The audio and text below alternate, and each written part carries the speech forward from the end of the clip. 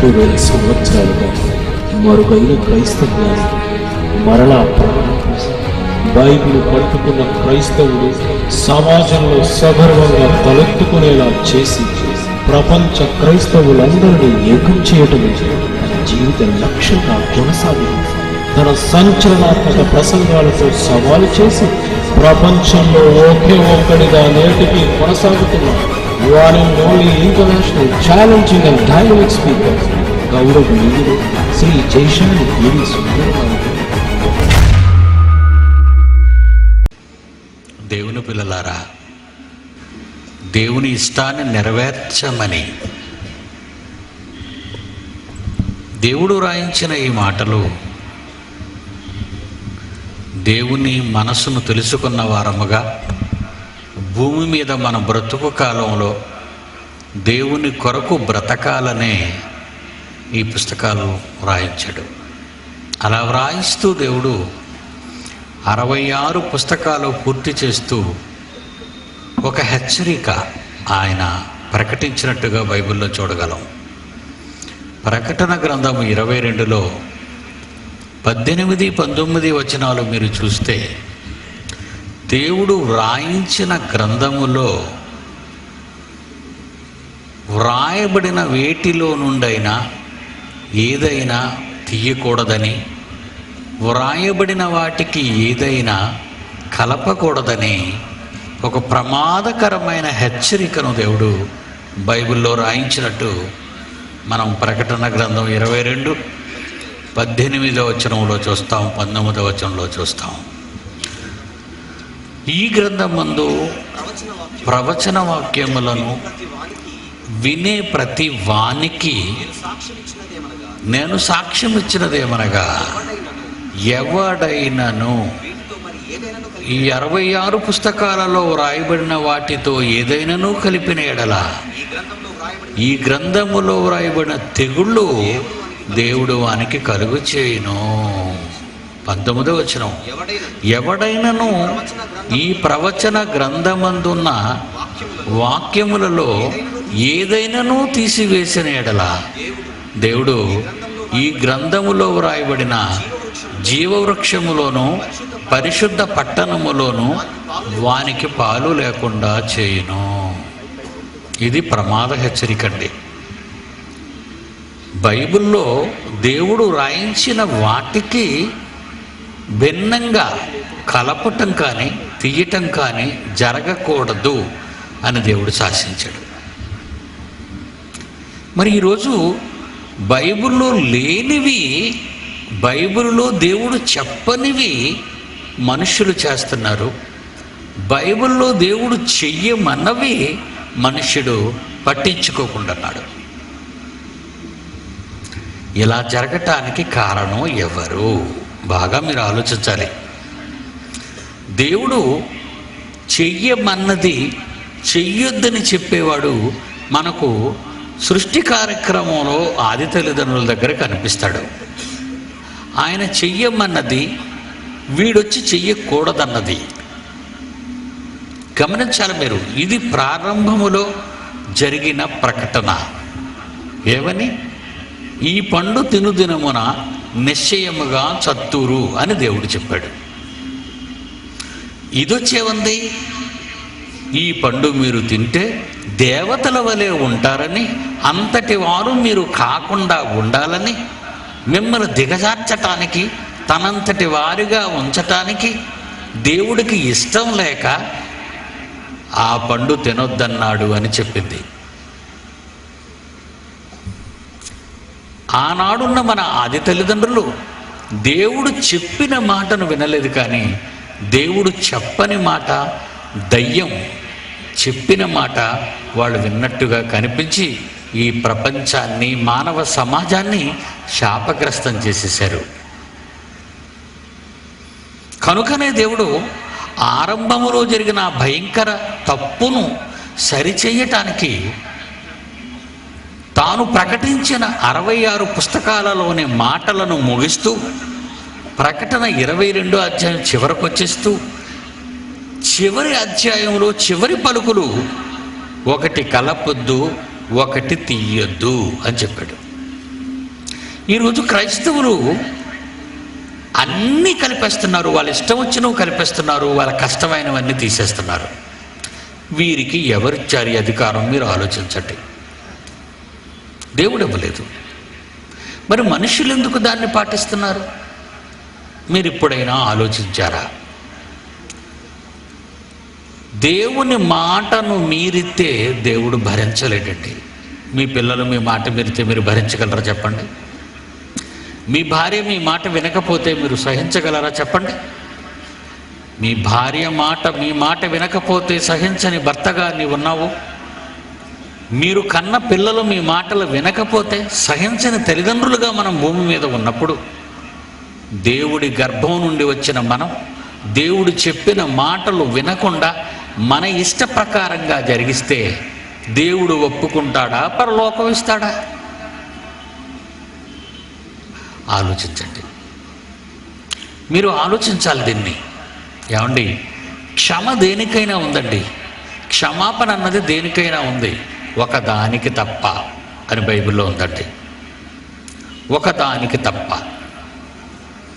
కనుక పాపాన్ని ఆయన పరిగణిస్తూ పాపాలను 2 భాగాలుగా విడదీశాడండి.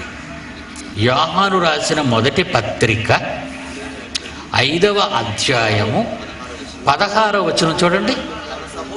తన సహోదరుడు మరణకరము కాని పాపము అన్నాడు. చూడండి అక్కడ, మరణకరము కాని పాపము చేయగా ఎవడైనను ఆ మరణకరము కాని పాపము చేసిన తన సహోదరుని చూస్తే అతడు వేడుకుంటే అతనిని బట్టి దేవుడు మరణకరము కాని పాపము చేసిన వ్యక్తిని క్షమించి జీవాన్ని ఇస్తాను అన్నాడు.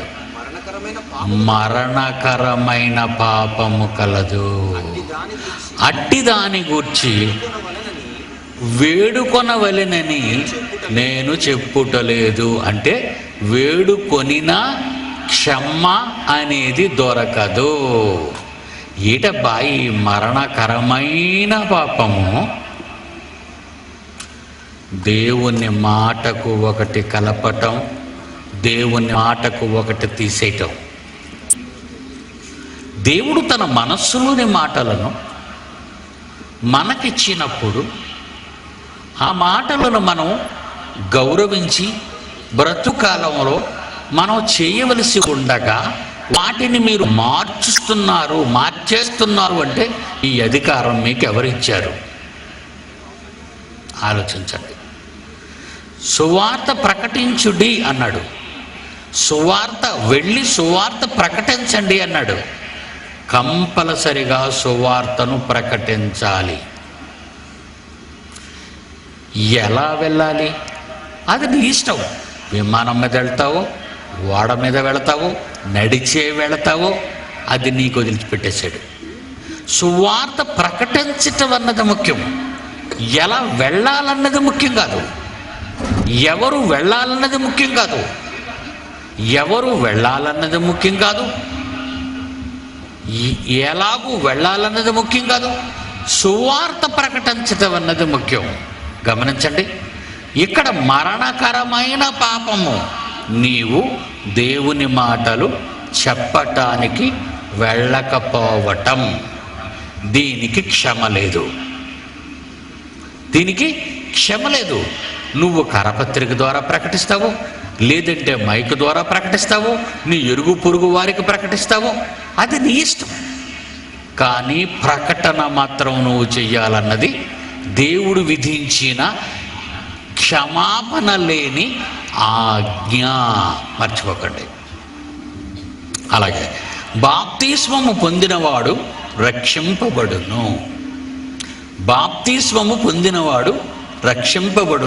నమ్మని వానికి శిక్ష విధింపబడును అని చెప్పాడు. నువ్వు బాప్తిసం పొందాలి. ప్రభువా, నేను బాప్తిసం పొందలేదు, నన్ను క్షమించండి అని నువ్వు అడగకూడదు. ఆజ్ఞగా వచ్చిన తర్వాత. దొంగవాడు సిలువలో ఉన్నప్పుడు బాప్తిసం తీసుకోకుండా ఎలా పరదేశికి వెళ్ళిపోయాడు అనేది నువ్వు ఆలోచించే ముందు బాప్తిస్మం అన్నది ఎప్పుడు ఆజ్ఞగా వచ్చింది అనేది కూడా నీకు తెలియాలి. ఆజ్ఞ జీవో, గవర్నమెంట్ ఆర్డర్, దేవుని ఆర్డర్, దేవుని ఆజ్ఞ ఎప్పుడు వచ్చింది? ఈ బాప్తిసం పొందటం అనేది ఆజ్ఞగా ఎప్పుడు వచ్చింది? అపోస్తల కార్యములు 10వ అధ్యాయము 48వ వచనం వచ్చేసరికి ఆజ్ఞగా తెలుపబడింది. అక్కడ ఆజ్ఞగా తెలుపబడింది. ఎప్పుడు జరిగింది? అపోస్తల కార్యములు 2వ అధ్యాయము 38 నుంచి జరిగింది బాప్తిసాలు తీసుకోవటం అనేది. ఆజ్ఞగా ఎప్పుడు తెలియబడింది మనకి, సమాజానికి? అపోస్తల కార్యములు 10వ అధ్యాయము 48. వారు ప్రభువైన యేసు నామమున బాప్తిస్మము పొందవలెనని ఆజ్ఞాపించెను. మరి దొంగవాడు సిలువలో వెళ్ళిపోయింది. బాప్తిస్మం అన్నది ఆజ్ఞగా లేదు గనుక సిలువలో ఉన్నాడు. ఇంకప్పటికీ మీకు అర్థమైందండి? సిలువలో ఉన్నాడు. సిలువలో ఉన్నప్పుడు దొంగవాడు, ప్రభువా నీ రాజ్యముతో వచ్చినప్పుడు నన్ను జ్ఞాపకం చేసుకోవా అని అడిగాడు. నేడు నువ్వు నాతో కూడా పరదేశంలో ఉంటావు అన్నాడు. బాప్తిసం లేకుండా అతను ఎలా వెళ్ళిపోయాడు అని అడిగే మీ సంశయానికి సమాధానం ఇది. ఇక ఆజ్ఞగా ఎప్పుడైతే వచ్చిందో, అపోస్తలుల కార్యం 2వ అధ్యాయం 38, 39, 40, 41, 42 చదివేసరికి 3000 మంది బాప్తిసం పొందేశారు ఆ రోజు. ఎందుకు పొందారు? అపోస్తల కార్యం 10వ అధ్యాయం 48 ప్రకారం బాప్తిసం పొందవలెనని ఆజ్ఞాపింపబడింది. నేను బాప్తిసం పొందలేదండి ప్రభువా, మరి నేను అనుకోకుండా యాక్సిడెంట్లో చచ్చిపోయాను, నాకు పరలోకం ఇవ్వవా అని అడిగితే నీకు అసలు క్షమ లేదు, నీకు పరలోకం ఇవ్వడు. ఇది మరణకరమైన పాపము. నరహత్య క్షముంది అందులో, వ్యభిచారము క్షముంది అందులో, అబద్ధాలు క్షముంది అందులో, దోపిడీ క్షముంది అందులో. కానీ యోహాను గారు అదే రాశారు, మరణకరమైన పాపం ఉంది, దానికి క్షమ లేదు. ఆ కోవకు చెందింది 66 పుస్తకాలలో దేవుడు వ్రాయించిన మాటలను మితిమీరిన వాడికి క్షమాపణ అన్నది లేదు. ఒక ఎగ్జాంపుల్ చూద్దాం బైబిల్లో, మంచి ఎగ్జాంపుల్ చూద్దాం. దేవుడు సమూయేలుని పిలిచాడు. సమూయేలు, విలరా, ఏం ప్రభువా, ఆ రాజు సౌలు ఉన్నాడు కదా, ఆడ దగ్గర పంపించు, శత్రువులు వాళ్ళు.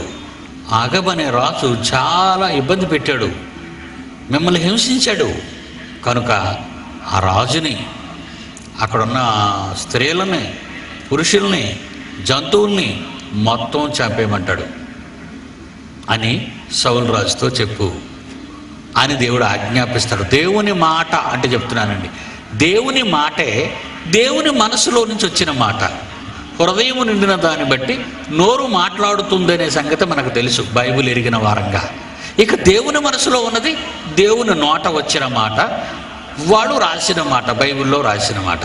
ఏమని రాయించాడు? 1 సమూయేలు 15వ అధ్యాయము 2, 3, 9 వచనాలు మనం చదువుదాం. 1 సమూయేలు గ్రంథం 15వ అధ్యాయము 1 సమూయేలు గ్రంథము 15వ అధ్యాయము 2వ వచనము 3వ వచనము. సైన్యములకు అధిపతిగా యెహోవా సెలవిచ్చినదేమనగా, అమాలేకీయులు ఇశ్రాయేలీయులకు చేసినది, ఇశ్రాయేలీయులు మరిచిపోతే మరిచిపోవచ్చు, కానీ వాళ్ళన కన్న తండ్రిగా నాకు జ్ఞాపకమే.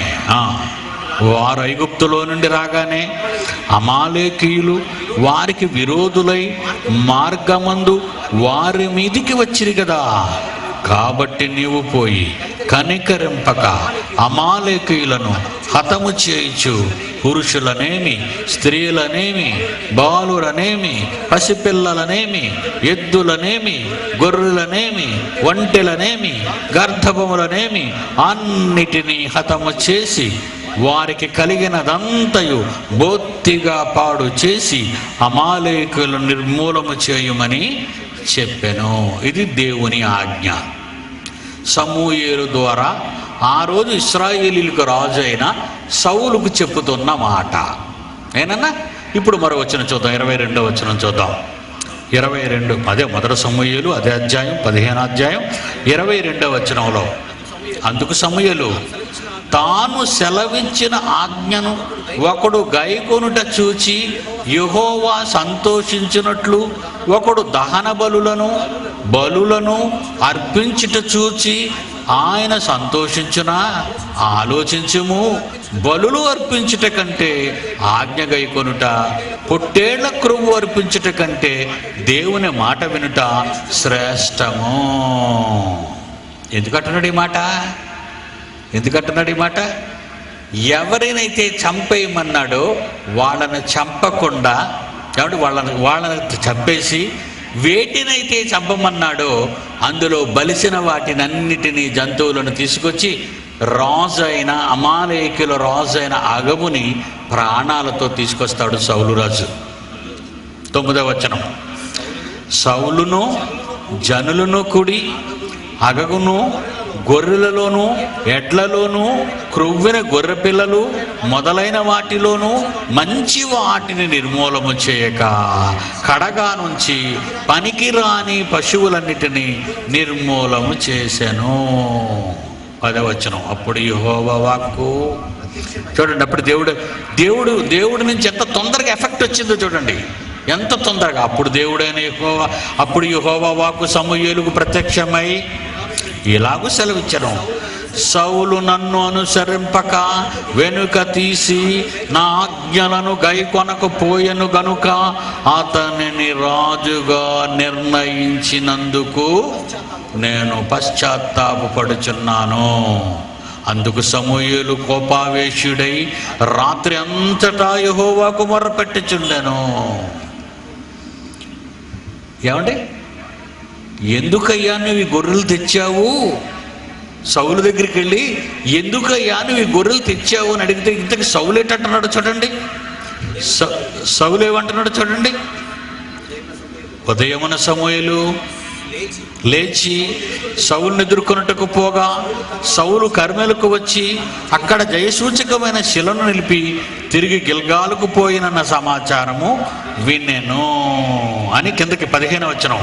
అమాలేకుల యొద్ద నుండి వీటిని తీసుకుని వచ్చిరి, నీ దేవుడైన యెహోవాకు బలులు అర్పించుటకు జనులు గొర్రెలలోను ఎడ్లలోను మంచి వాటిని వండనిచ్చిరి. ఎలా పెట్టాడండి? ఫిట్టింగ్ ఎలా పెట్టాడు చూసారా? సౌలు ఎవరికి తెచ్చాడట ఇవన్నిటిని? దేవునికి బలివ్వటానికి తెచ్చాను, నేనేదో ఆడుకోవడానికి కాదు అని కప్పిపుచ్చుకున్నాడు. అప్పుడే ఈ కఠినమైన మాట 22వ వచనం పలికాడు దేవుడు. ఏమని? ముందు రాజుగా తీసేశాడు, చేసిన తప్పుకు రాజుగా తీసేశాడు. 2, తాను సెలవిచ్చిన 22 తాను సెలవిచ్చిన ఆజ్ఞను ఒకడు గైకొనుట చూచి యెహోవా సంతోషించాలి తప్ప దహన బలులను అర్పించటం ఏనైనా కిందనే బలులు అర్పించుట కంటే ఆజ్ఞ గైకొనుట, పొట్టేళ్ల క్రొవ్వు అర్పించుట కంటే మాట వినుట శ్రేష్టము. అంటే ఇది ఎందుకు చెప్పారో తెలుసా? ఒకటి కలపొద్దు, ఒకటి బైబిల్లో నుంచి తీయొద్దు. బైబిలు చెప్పని వాటిని మీరు చెయ్యకూడదు, బైబిలు చెప్పిన వాటిని తప్పనిసరిగా మీరు చెయ్యాలి. మీ పిల్లల దేవునికి ఇవ్వాలి, నేనివ్వను, చదివిస్తాను. మీరు దేవుని సేవ చెయ్యాలి, నేను చెయ్యను, నా ఇష్టం వచ్చిన పని చేసుకుంటాను. ఏమండి, మనం ఎంత డిఫరెన్స్గా ఉన్నామో చూసారా? మనం ఎలా డిఫరెన్స్గా ఉండటానికి కారణం మన ముందున్న సంఘాలు, ఆ సంఘాలలో బోధించిన దొంగ బోధకులు. బైబిల్ సరిగా తెలియకపోవటం వలన, బైబిలుపై సరైన అవగాహన లేకపోవటం వలన, బైబిల్ని ధ్యానించక పరిశోధించకపోవటం వలన మన ముందటి తరాలలో ఉన్న 1900 సంవత్సరాల క్రితం ఉన్న అప్పటి నుంచి ఉన్న క్రైస్తవులు బైబిల్ ప్రపంచమంతా వచ్చిన తరువాత గత 400 సంవత్సరాలుగా బైబిల్ చదువుతున్న ప్రపంచ బోధకులు బైబిలులో ఉన్నది దేవుని మనస్సు చెప్పటం మానేశారు. ఏం చేసినా పర్వాలేదు, మీరు ఏం చేసినా పర్వాలేదు, మీకు దీవెనలు, ఆశీర్వాదాలు, పండగలు, పబ్బాలు ఇవి ఎవరు చెప్పారండి? అక్కడ సౌలు చరిత్ర చూశారు కదా మీరు. రాజుగా తీసేశాడు కదా, ఏం చేశాడండి? గొర్రెలు తీసుకొచ్చాడు, ఎట్లా తీసుకొచ్చాడు, ఎందుకు తీసుకొచ్చావని అడిగితే మంచి సమాధానమే చెప్పాడు కదా. దేవునికి బలి అర్పించడానికని చెప్పాడు కదా. మరి దేవునికే బలి ఇవ్వాలనుకున్నప్పుడు దేవునికి అంత కోపం వచ్చి రాజరికం నుంచి తీసేయాలండి ఆయన్ని. అందుకే ఈ మాట రాయించాడు. ఏమని రాయించాడు 22లో? తాను సెలవిచ్చిన ఆజ్ఞను ఒకడు గైకోవాలి తప్ప నీ స్వనిర్ణయాలు నాకు అవసరం లేదు. యేసుక్రీస్తు వారు నిజంగా భూలోకానికి వచ్చి మన మధ్య ఆయన ఇచ్చిన సంజాయిషి చూడండి ఒకసారి. ఆయన ఇవ్వడం అంత అవసరమా అండి? రైట్, షటప్, నేనేం చెప్తుంది నువ్వు చెయ్యి అనాలి. కానీ ఆయన అలాగ అనలేదండి. 8వ అధ్యాయం యోహాను సువార్త 26వ వచనం మరి ఒక్కసారి జ్ఞాపకం చేసుకోండి. యోహాను సువార్త 8వ అధ్యాయము 26వ వచనం చూడండి. 26వ వచనం, నేను ఆయన యొద్ద వినిన సంగతులనే లోకమునకు బోధించుచున్నాను. ఏమన్నాడండి? ఏమన్నాడు? నేను ఆయన యొద్ద వినిన సంగతులే లోకమునకు బోధించుచున్నాను. నేను అవే నేర్చుకున్నాను, నా తండ్రి నాకు అవే నేర్పించాడు. ఏమండి? Very good. 23వ వచనం చూడండి.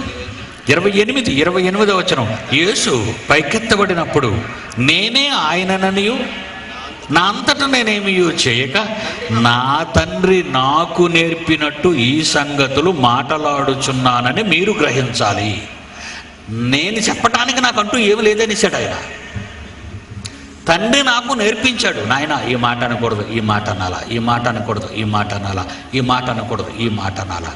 పరలోకమందు తండ్రి యొద్ద నేర్చుకున్న యేసుక్రీస్తే నేర్చుకున్న వాటిని బోధించటానికి భూలోకానికి వచ్చాడు.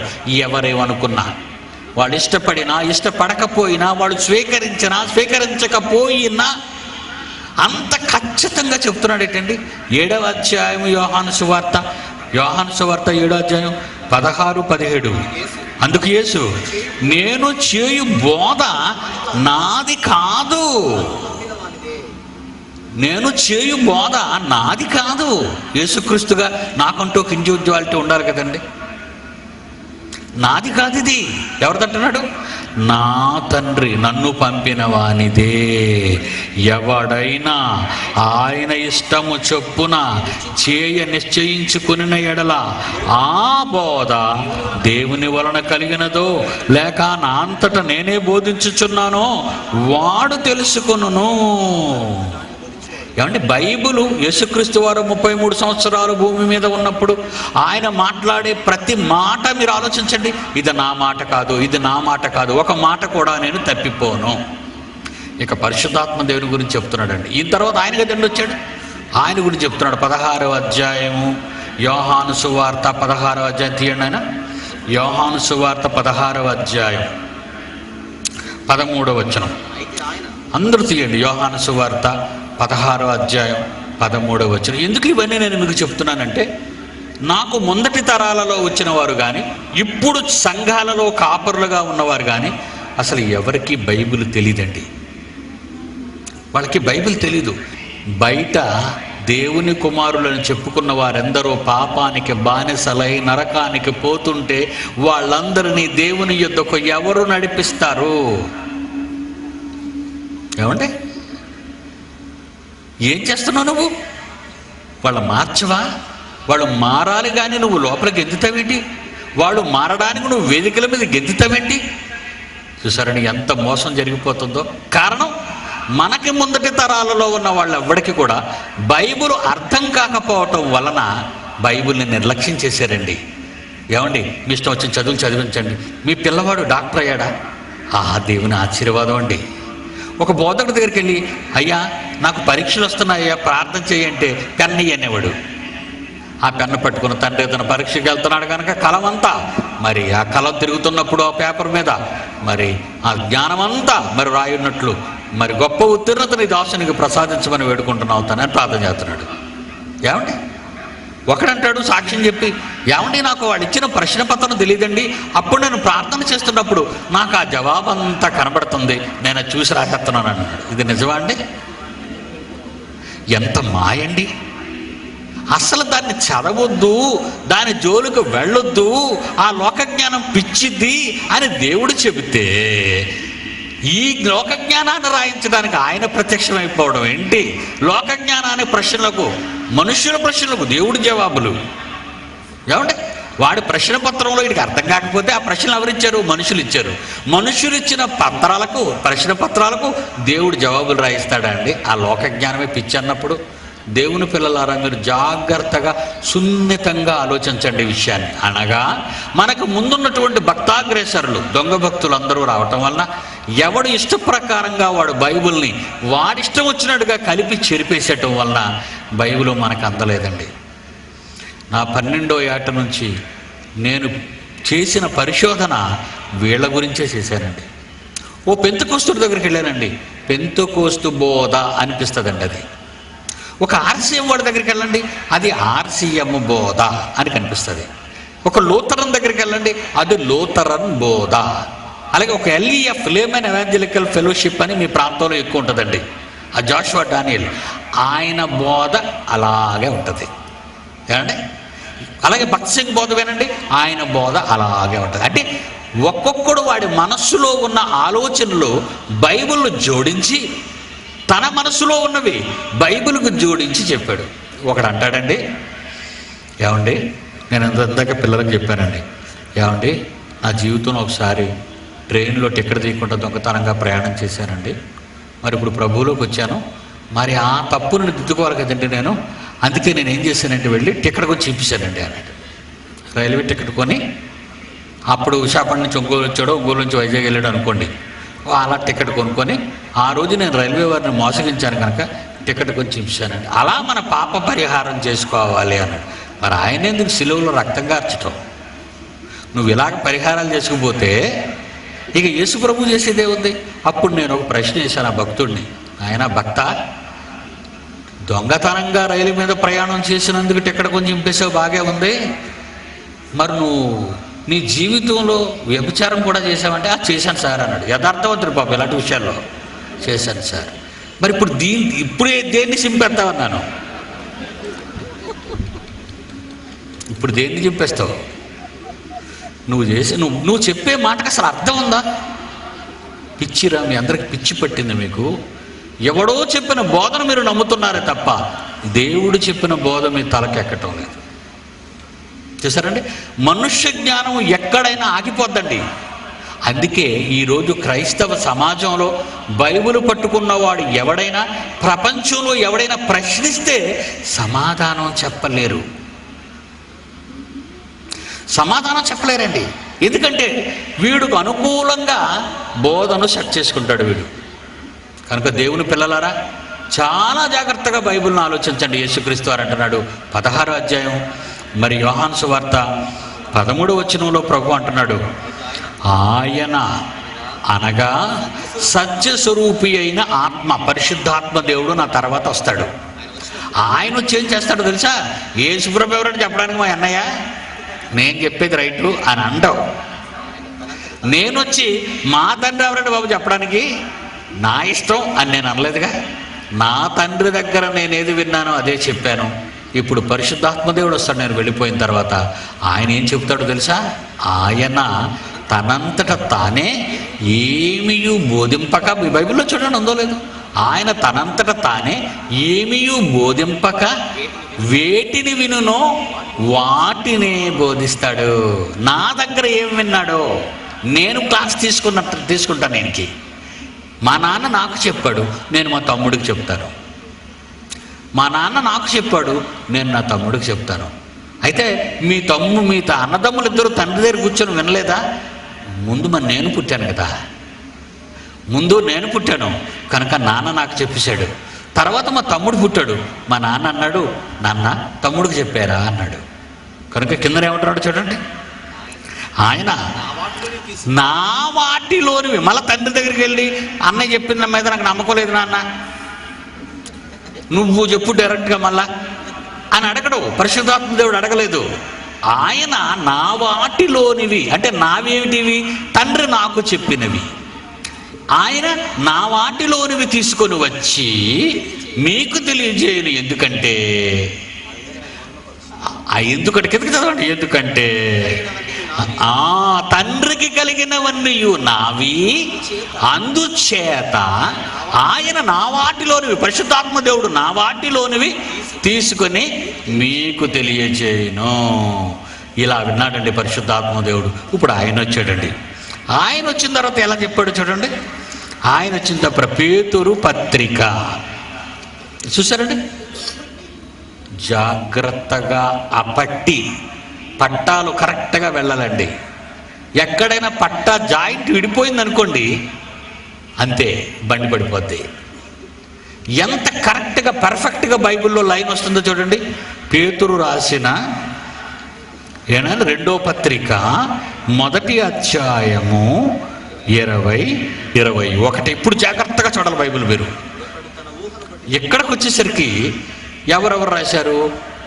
మోషే గారు రాశారు, యెహోషువ గారు రాశారు, దావీదు గారు రాశారు, మరి పౌలు గారు రాశారు, పేతురు గారు రాశారు, యోహాను గారు రాశారు, యేసుకేలు గారు రాశారు, యోబు గారు రాశారు, యెషయా గారు రాశారు.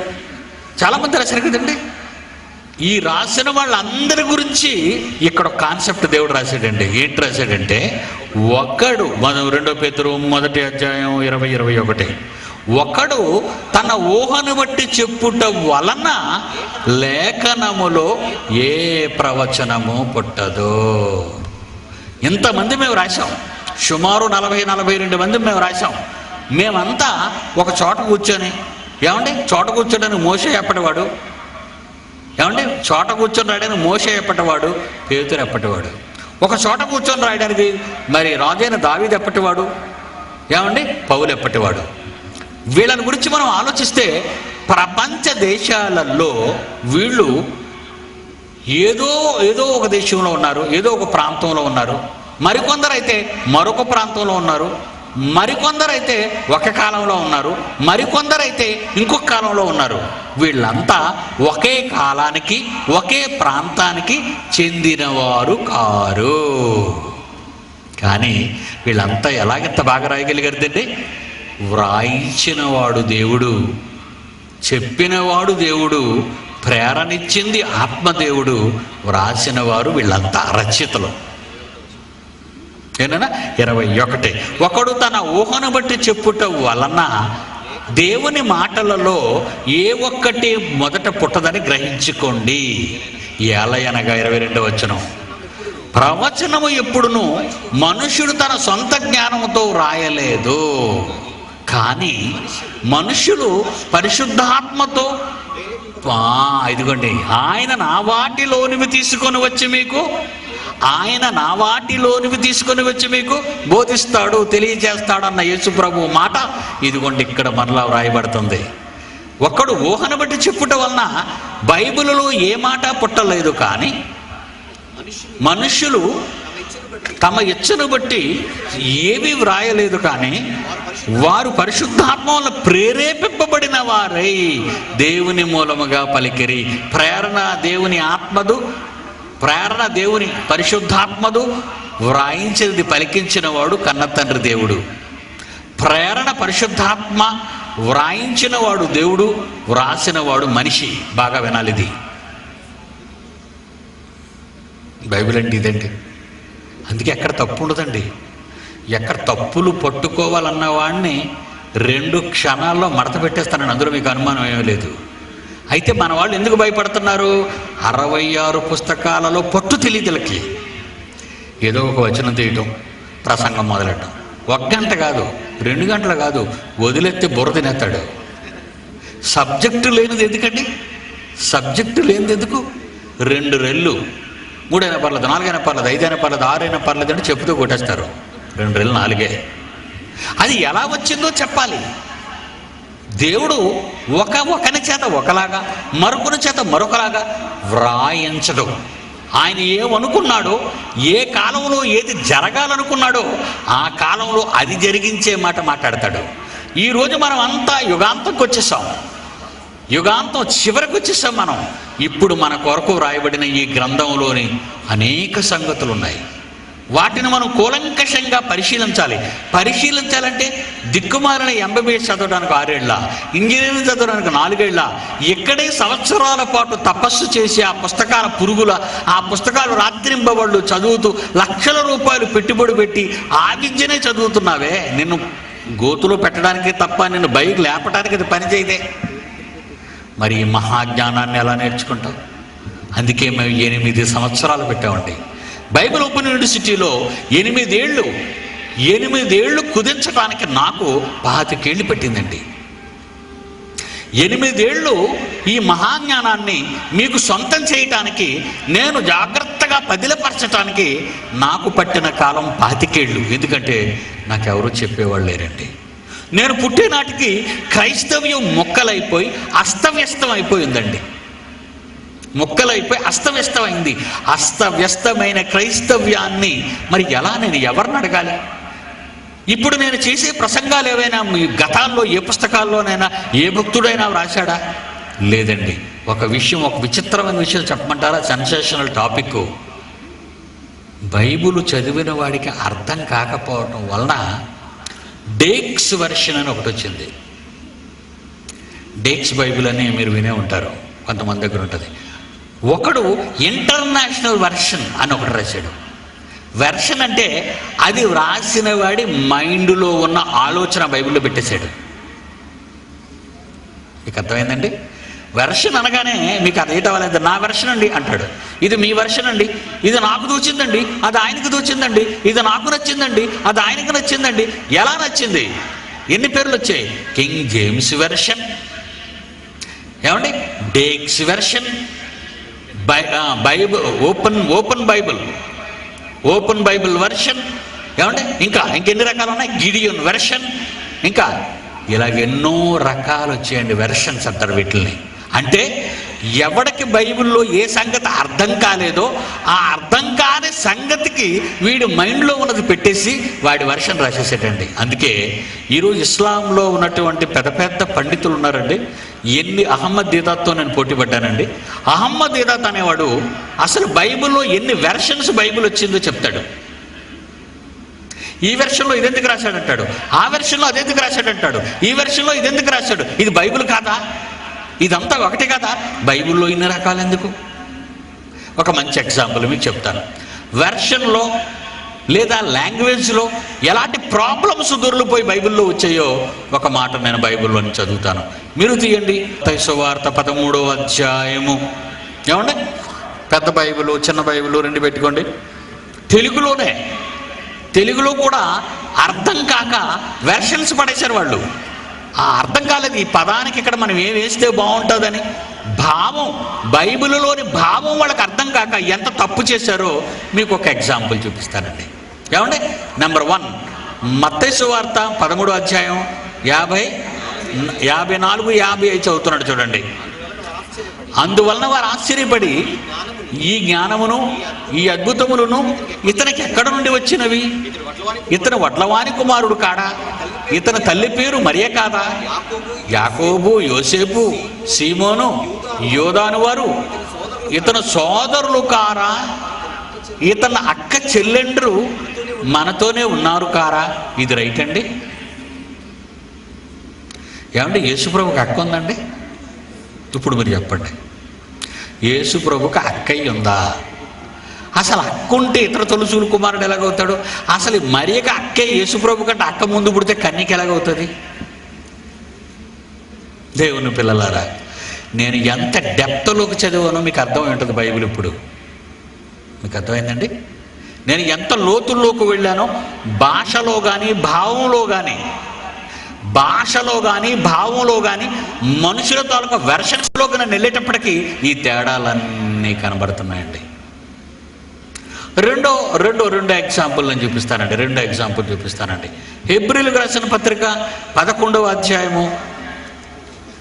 హెబ్రీయులకు రాసిన పత్రిక 11వ అధ్యాయము 17వ వచనం.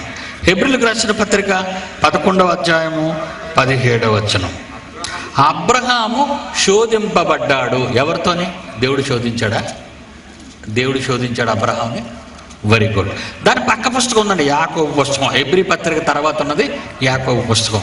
యాకోబు పుస్తకం 1వ అధ్యాయం 12-13 చూద్దామండి.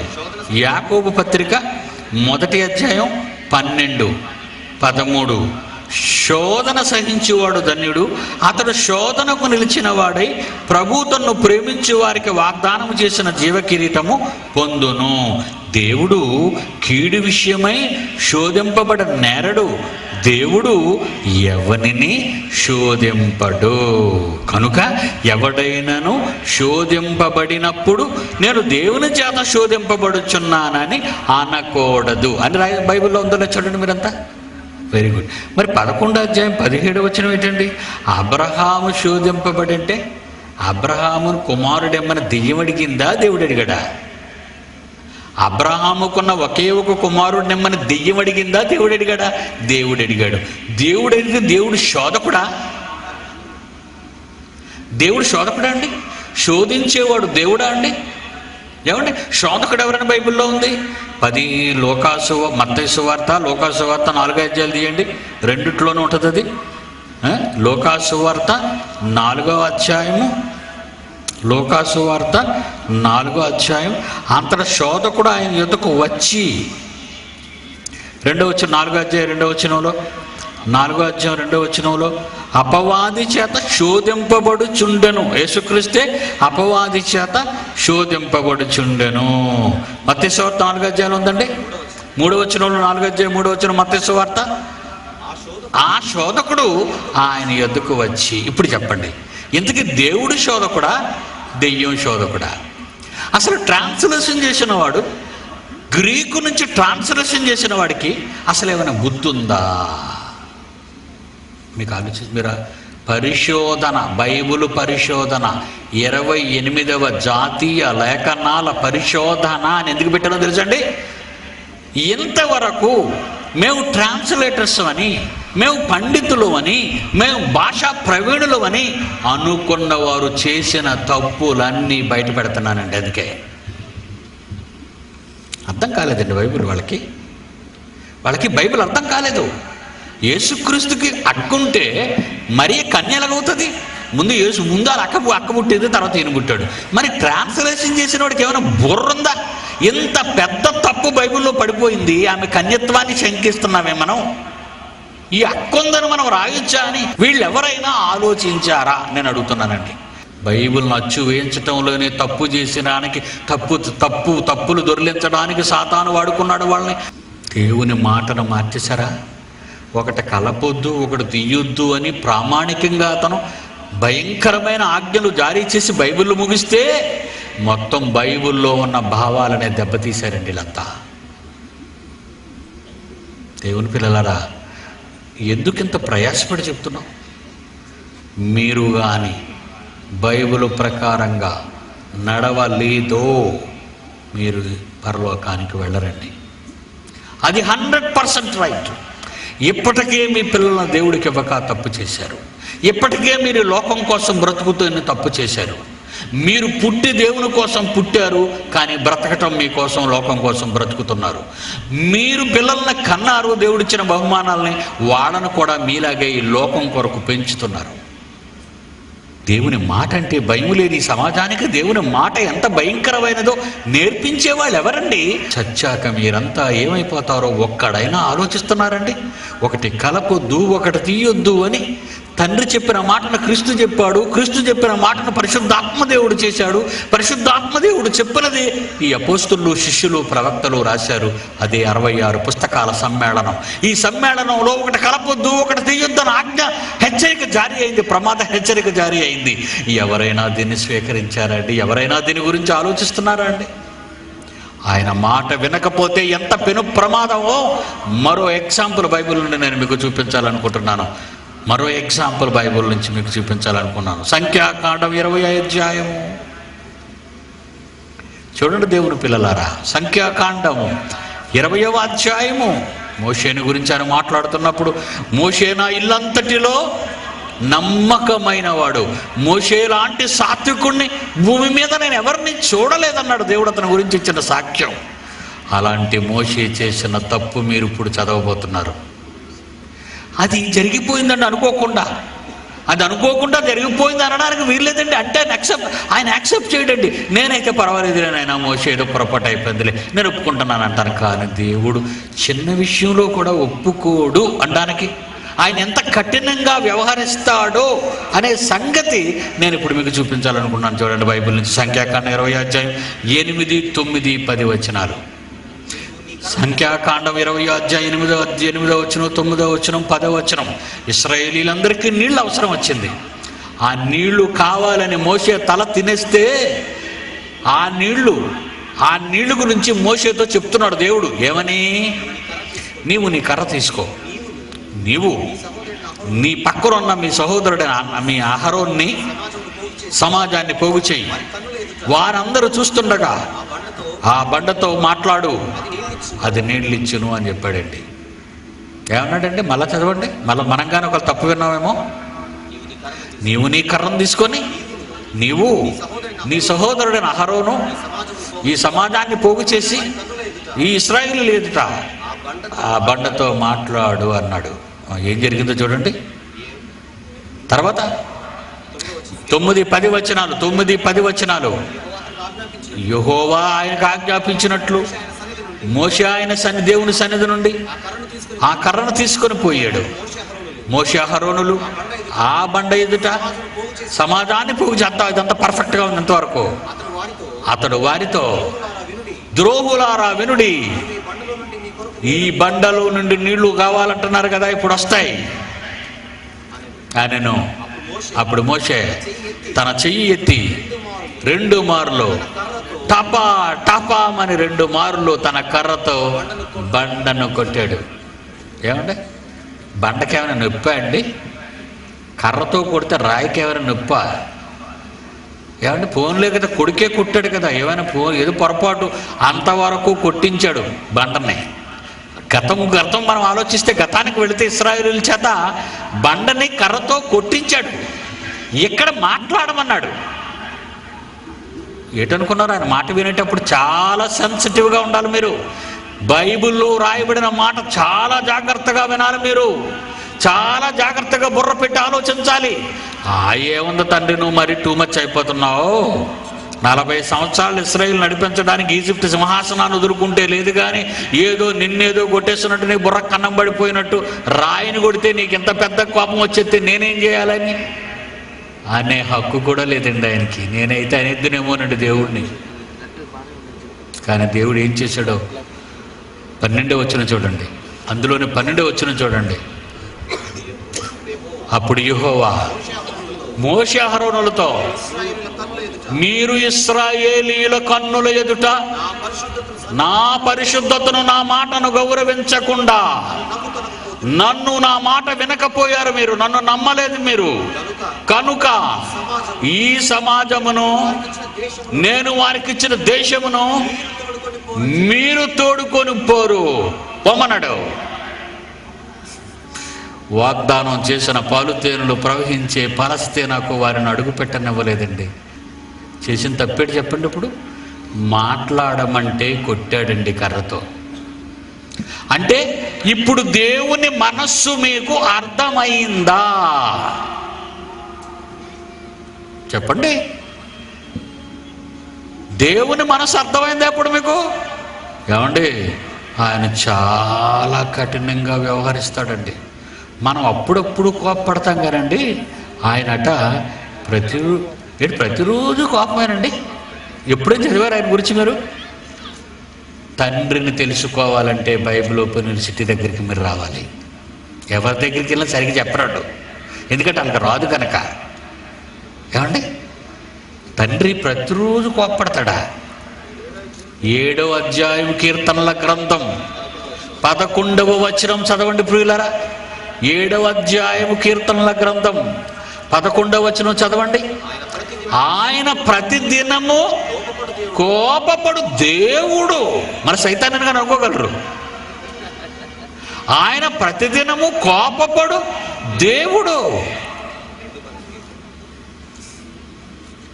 2వ అధ్యాయం కీర్తనలు 12వ వచనం. కీర్తన 2వ అధ్యాయము 12వ వచనం, ఆయన కోపము సూపర్ ఫాస్ట్ అట. చూడండి, ఇక్కడ త్వరగా రగులుకుంటుందట అయింది. ఒక రకంగా చూస్తుంటే మనం కూడా అంత కోపపడమేమో, అవునా కదా చెప్పండి? ఆయన ఏంటండి బాబు అలాంటి ఆయన? అంతేనండి, మరి ఆయన పిల్లలం మనం. ఇప్పుడు మీరు తప్పటడుగులు వేశారా కాళ్ళు తీసేస్తాడు మొదలకి. బైబిల్లో చెప్పింది ఆయన మనసులో ఉన్న మాట. ఆ మాటలు 66 పుస్తకాలుగా వ్రాశాడు. ఇక్కడ వ్రాయబడినది నీ చేతికిచ్చాడు. ఇచ్చిన తర్వాత పీడి సుందర్రావు అనే వాడితో చెప్పించాడు.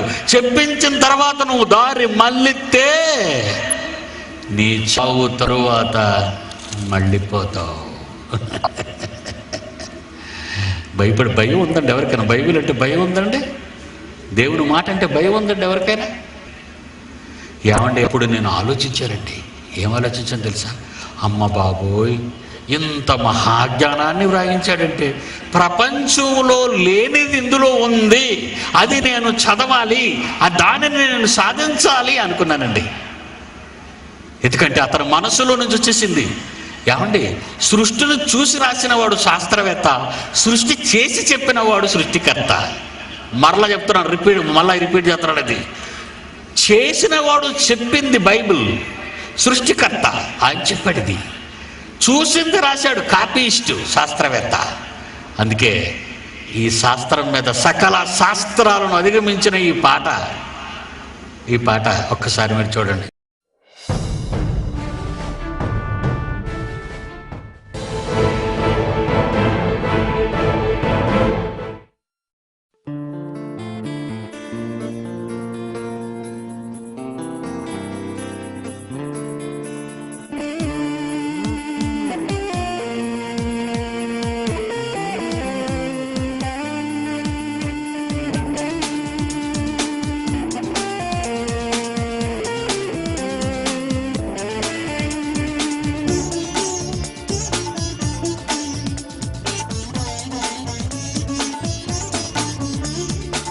సకల శాస్త్రాలను అధిగమించిన నీ వాక్యమే, సకల శాస్త్రాలను అధిగమించిన నీ వాక్యమే, జ్ఞానము శక్తియు క్రీస్తునందున్నవి, జ్ఞానము శక్తియు క్రీస్తునందున్నవి. సకల శాస్త్రాలను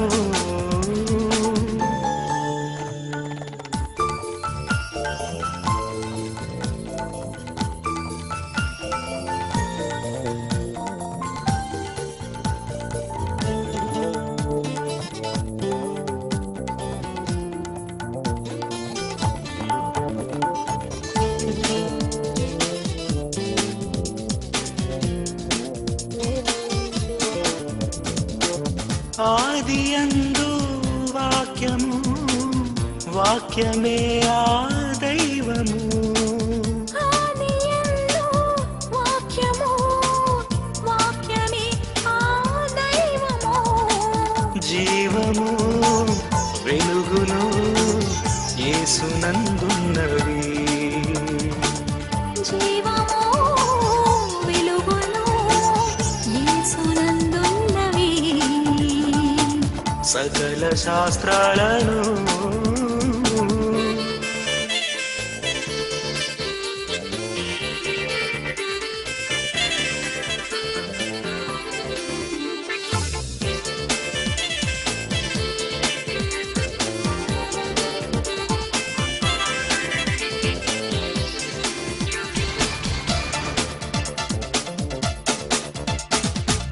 కలిగియున్నది ఏదియో యేసు లేకుండా కలుగలేదు, కలిగియున్నది ఏదియు యేసు లేకుండా కలుగలేదు, జగతిలోని జీవరాశులను యేసు మాటలు కలిగించెను, జగతిలోని జీవరాశులను యేసు మాటలే కలిగించెను.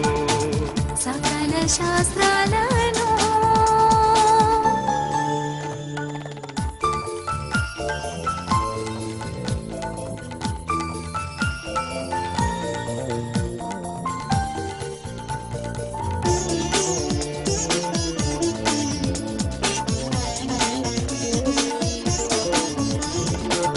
నీవు విత్తిన గింజకు దేహమిచ్చిన దాయనే, నీవు విత్తిన గింజకు దేహమిచ్చిన దాయనే, మృతులను సజీవులుగా చేయువాడు ఆ దైవమే. మృతులను సజీవులుగా చేయువాడు ఆ దైవమే. సకల శాస్త్రాలను అధిగమించిన నీ వాక్యమే, సకల శాస్త్రాలను అధిగమించిన నీ వాక్యమే. జ్ఞానము శక్తియు క్రీస్తునందున్నవి. జ్ఞానము శక్తియు క్రీస్తునందున్నవి. సకల శాస్త్రాలను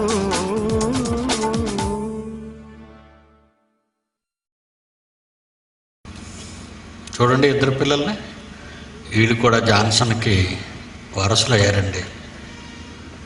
వాడు ఇంకా చిన్నవాడండి, ఎఫ్రోన్ గాడు, కలదలు పెట్టుకున్నవాడు. ఏమండి ఎలా ఉందండి? ఏమండి అసలు పాటలు పాడడం చూసాం కానీ అసలు పాటలు పాడితే వినడం ఆలోచన కానీ చూడడం ఏంటండి పాటలు? దేవుడు పాటలను ఎక్కడైనా చూపిస్తాడా?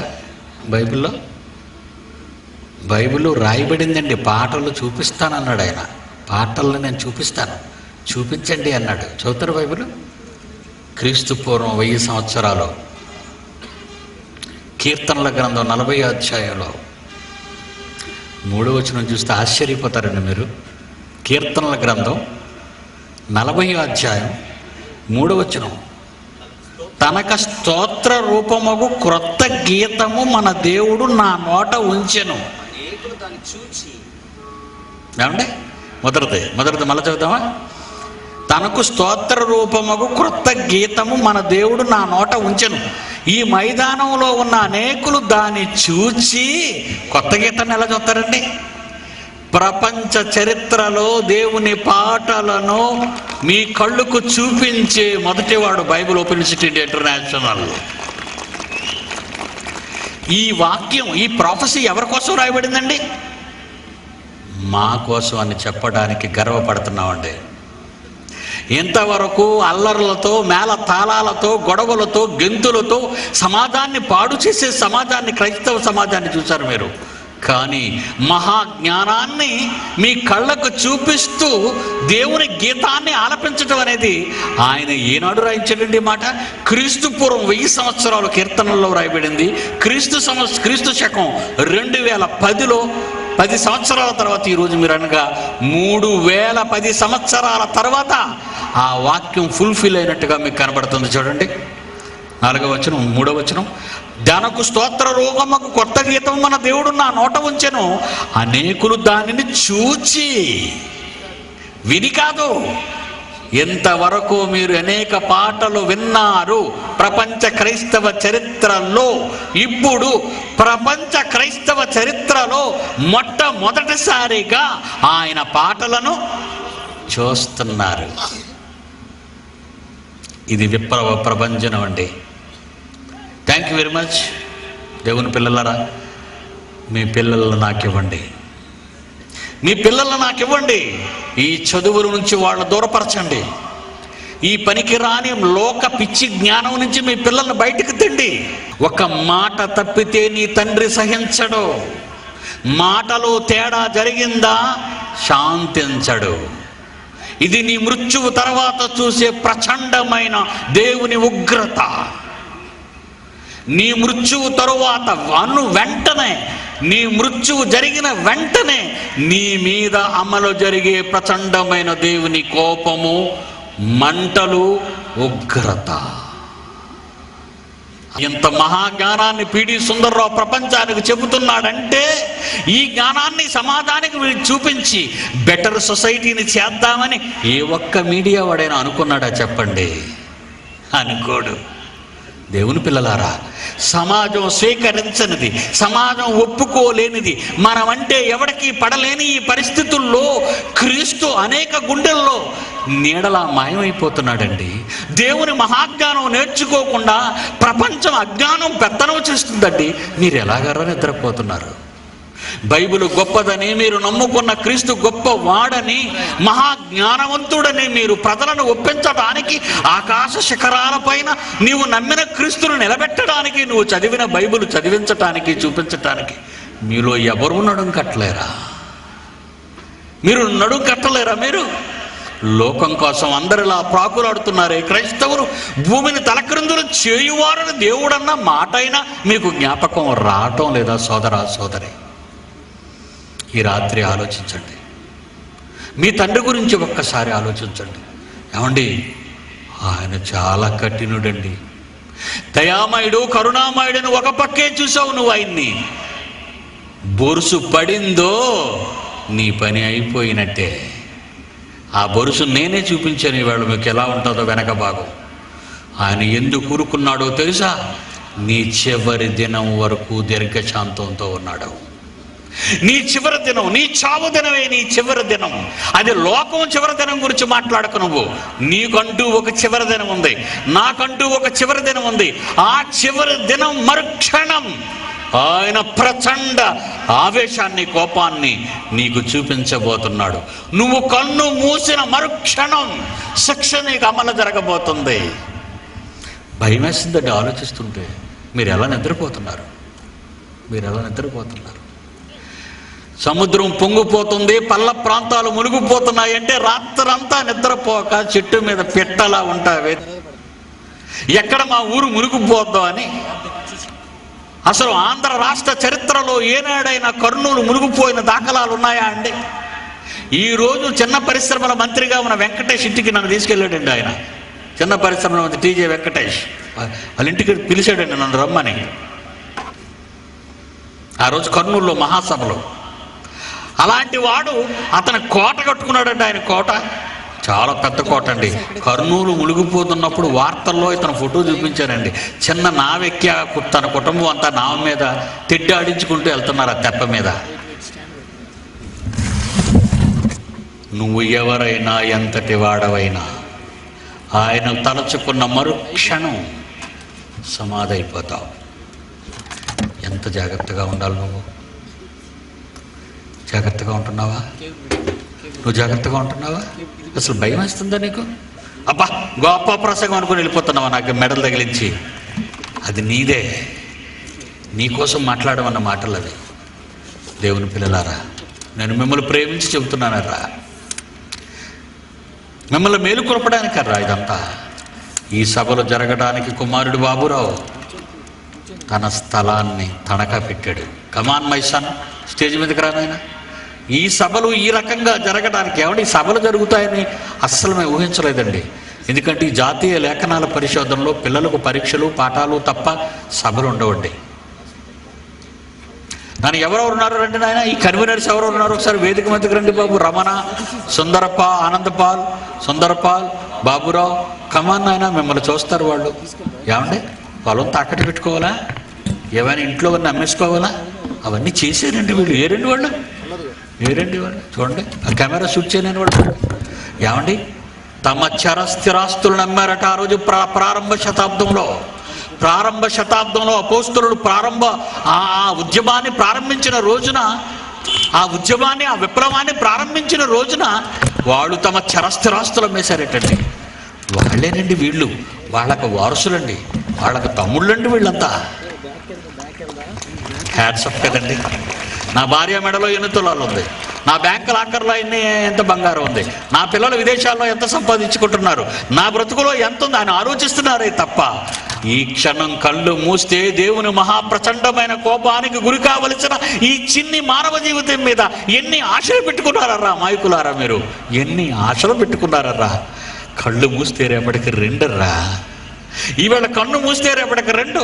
శాంతి కావాలని వందల కోట్ల రూపాయలు ఉన్నాయని సూర్యు అనుకుంటున్నాడే తప్ప తుపాకీ గుండె తన కణతలో నుంచి, లేదా తుపాకీ గుండె తన మెదడులో నుంచి చిన్న మెదడులోకి చొచ్చుకుపోతేనే ఊహించలేదండి. కేసుల్లో ఉన్న తను జైలు పాలు కాకుండా లాయర్ దగ్గరికి వెళ్ళి సంప్రదించి తన తోడబుట్టిన చెల్లని పరామర్శించి పోవాలనుకునేవాడు. అప్పటికే తన భార్య బిడ్డలకు బెంగళూరు నుంచి దూరంగా వచ్చినటువంటి సూర్యు క్షణాలలో శవం అయ్యాడు. అది మీకు తెలిసిన నిజం.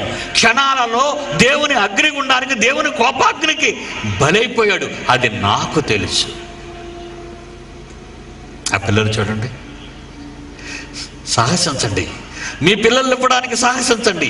మీ కష్టాన్ని ఇవ్వడానికి సాహసించండి. మీ కాలాన్ని ఇవ్వడానికి సాహసించండి. ఈ సమాజాన్ని మార్చండి. మనం అంతా వెళ్ళిపోవాలి. ఇది మన ఊరు కాదు, ఇది మన దేశం కాదు, ఇది మన లోకం కాదు.